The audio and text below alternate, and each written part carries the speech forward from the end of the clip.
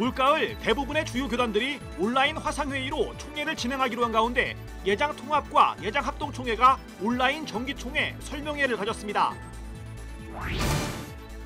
기독교 대한성결교회가 오는 21일부터 코로나19 극복과 나라를 위한 100일 정오 기도회를 시작합니다. 기도회는 매일 낮 12시 유튜브를 통해 진행됩니다. 한국기독교교회협의회 인권센터 홍인식 이사장은 파워 인터뷰를 통해 기독교의 핵심은 인권이며 성소수자와 관련된 가짜뉴스는 확증 편향주의 때문이라고 지적했습니다. 경찰 조사 결과 사랑제일교회가 광복절 광화문 집회 참석 독려 문자 1,386만 건을 보낸 것으로 드러났습니다. 교회 측은 부인했습니다. 여러분 안녕하십니까? CBS 뉴스입니다. 올가을 주요 교단들은 정기총회를 대부분 온라인 화상회의로 진행합니다. 예장통합총회는 전국 68개 노회장들을 초청해 간담회를 열고 온라인 회의에 대해 설명하고 이해를 구했습니다. 천수연 기자입니다. 예장통합총회 온라인 화상회의는 서울 도림교회를 본부로 하고 전국 37개 회집교회를 줌으로 연결해 쌍방향 소통으로 진행됩니다. 총 회장님께서 사회 보시는 뒤에 큰 500인치짜리 대형 스크린을 따로 설치합니다. 그 대형 스크린에 38개 교회 모습이 다 나타납니다. 그래서 어느 곳에서 발언을 신청하시는지 총 회장님은 다른 모니터로 보시면서 발언자를 지명할 수 있도록 준비하고 있습니다. 총대들은 회집교회별로 모여서 QR코드로 출석을 체크합니다. 임원 선거도 회집교회별로 기표소를 설치해 진행됩니다. 회집교회별로 투개표 후 중앙에서 취합해 선거 결과를 발표할 예정입니다. 기타 안건 투표를 할 때에도 같은 방식이 적용됩니다. 회집교회는 방역에 만전을 기할 계획입니다. 각 회집교회 부목사를 방역 담당자로 지정하고 기본적인 방역 조치를 철저히 준수하도록 했습니다. 본회의장 내 인원은 50인 이하로 관리하고 총대들에게 제공되던 식사와 간식은 이번 총회에서는 찾아볼 수 없습니다.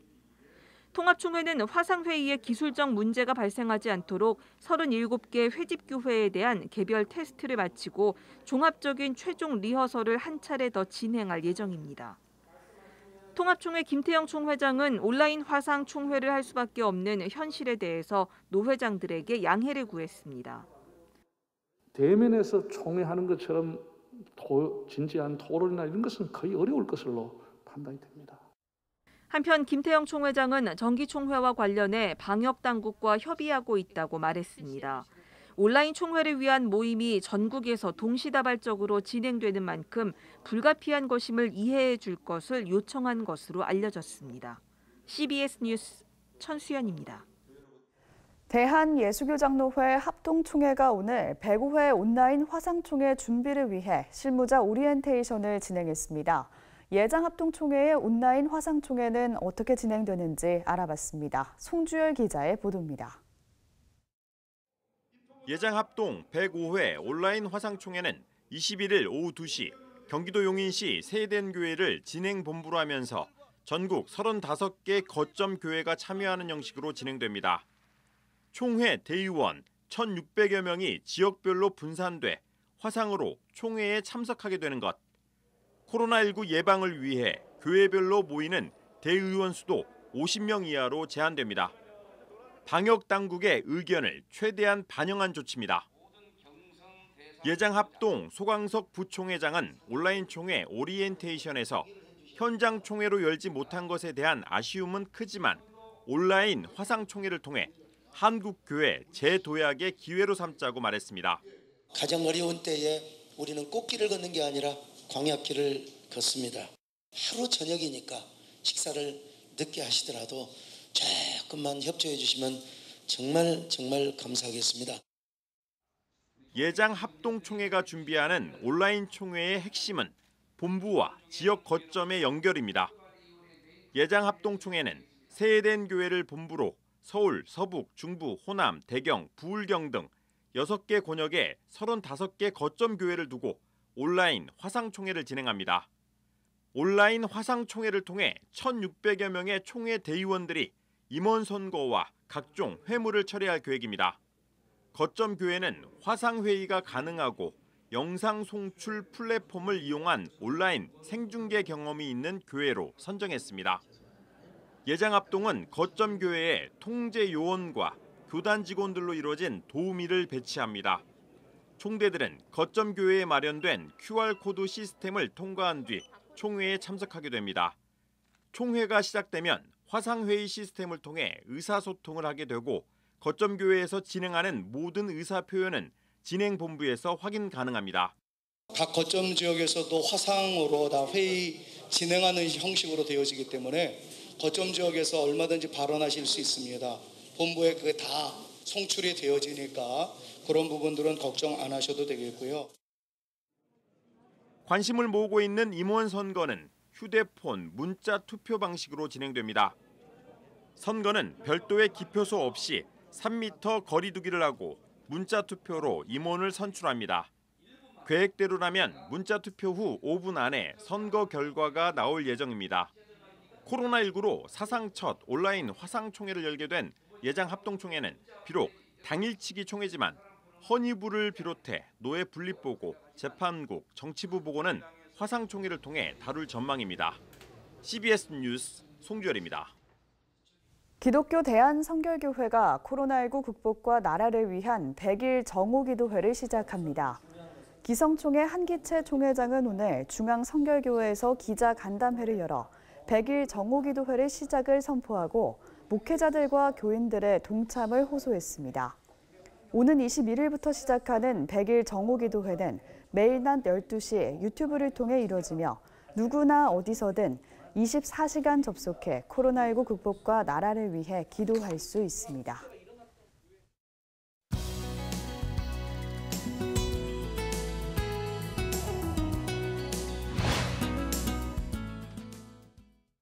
우리 사회 성소수자 문제는 아주 예민하고 논란이 많은 주제입니다. 특히 이 성소수자의 정체성에 대한 옳고 그름을 떠나 성소수자를 둘러싼 가짜뉴스와 오해는 한 번쯤 지적해봐야 할 문제인데요. 오늘 파워인터뷰 시간에는 한국기독교교회협의회 인권센터 홍인식 이사장을 만나서 성소수자 가짜뉴스는 어떤 것이 있는지, 또 이 가짜뉴스는 어떻게 만들어지는 건지 이야기 들어봤습니다. 고석표 기자입니다. 목사님 안녕하세요.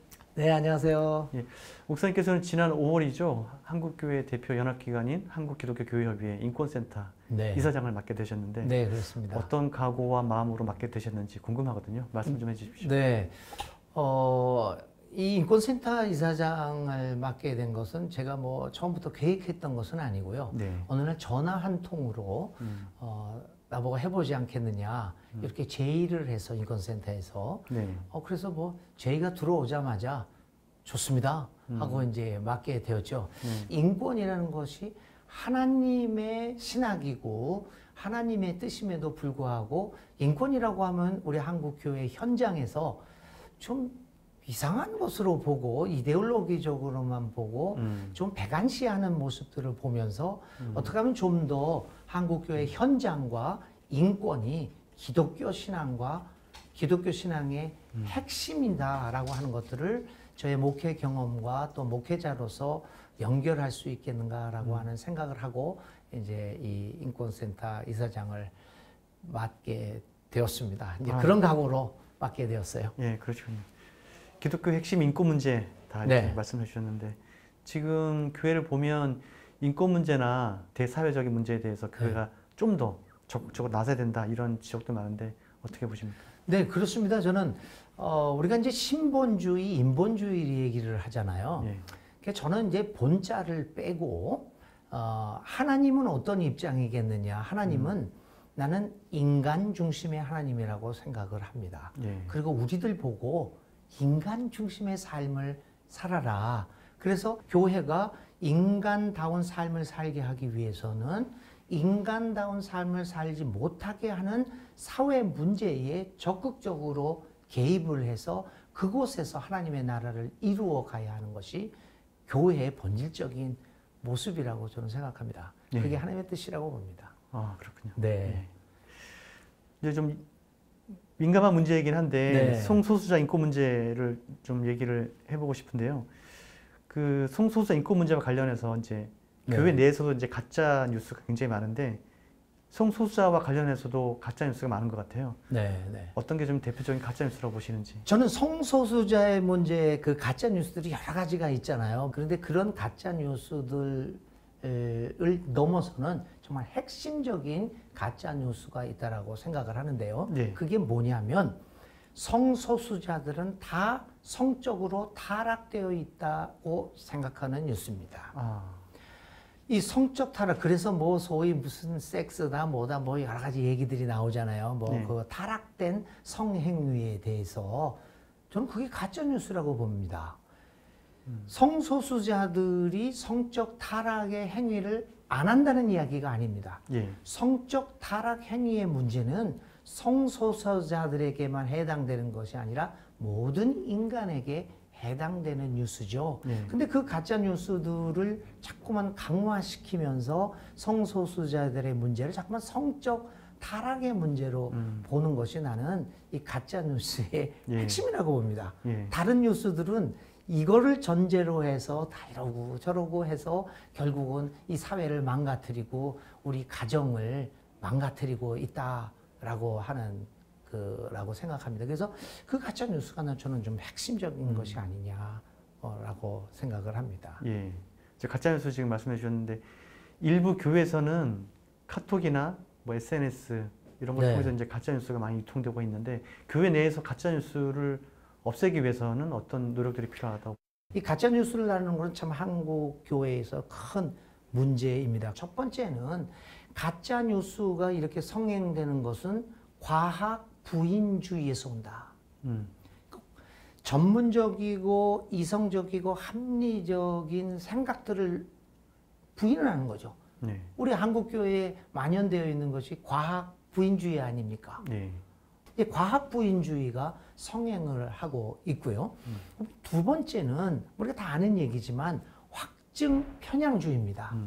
우리 한국 교회는 특별히 문자주의에 빠져 있기 때문에 그 문자적인 해석이 절대적 진리라고 보는 거죠. 그래서 그 절대적 진리를 우리가 갖고 있다고 생각하니까 여기에 대해서 다른 이야기를 하면 다 거부를 하죠. 그것이 저는 그게 확증 편향, 교회 내의 확증 편향은 문자주의에서 온다. 그러는 거죠. 그래서 이 두 가지 문제가 네. 과학 부정주의와 확증 편향주의가 극복되지 않고서는 이 가짜 뉴스가 교회 내에서 근절되지 않습니다.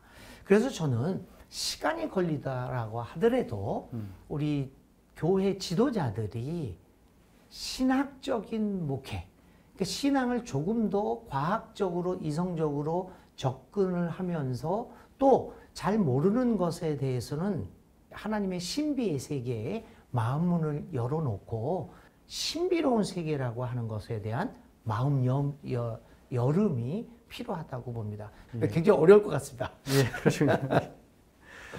가짜 뉴스로 인해서 이제 인권 침해 문제도 발생할 수 있을 것 같은데 앞으로 교회협의회 인권센터 이사장 맡으시면서 남은 임기 동안 어떤 목표와 방향으로 이끌어 가실지 끝으로 말씀을 좀 해주십시오. 네. 이 인권센터가 여러 가지 이제 일들을 많이 하고 있죠. 각 이 사회에서 벌어지는 반인권적인 문제에 대해 성명서도 내고 사각지대에 우리가 기독교 인권센터로서 계속 참여하게 되겠고 인권에 관한 일들을 현장 목회와 어떻게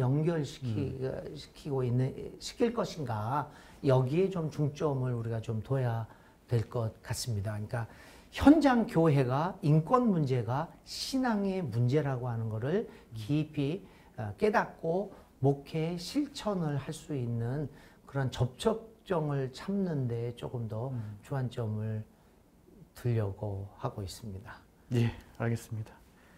인권센터가 앞으로 교회 내 인권 신장에 크게 쓰임 받게 되길 저희도 기도하겠습니다. 네. 오늘 말씀 고맙습니다. 네, 고맙습니다. 정광훈 목사가 담임으로 있는 사랑제일교회가 코로나19 재확산의 계기가 됐던 광복절 광화문 집회에 참석 독려 문자를 보낸 것으로 드러났습니다. 경찰에 따르면 사랑제일교회가 7월 초부터 8월 15일까지 모두 126만 명에게 11차례에 걸쳐 1,386만 건의 문자를 보낸 것으로 파악됐습니다.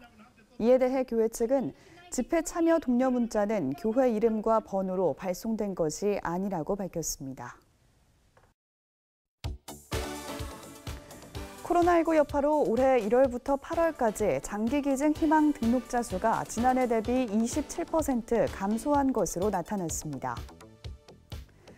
실천신학대학원 대학교 제16대 총장에 신촌교회 원로 이정익 목사가 선임됐습니다. 이정익 목사는 CBS와 서울신대 이사장 등을 지냈으며 임기는 2024년 9월까지입니다. 기독교 환경운동연대와 부설 한국교회 환경연구소가 오는 24일 한국교회 환경교육 2차 세미나를 개최합니다. 제21회 서울 퀴어 문화축제가 코로나 등의 영향으로 오는 18일부터 29일까지 12일간 온라인으로 열리게 됐습니다. 퀴어 축제는 지난 2015년부터 서울시청 앞 광장에서 진행돼 왔습니다.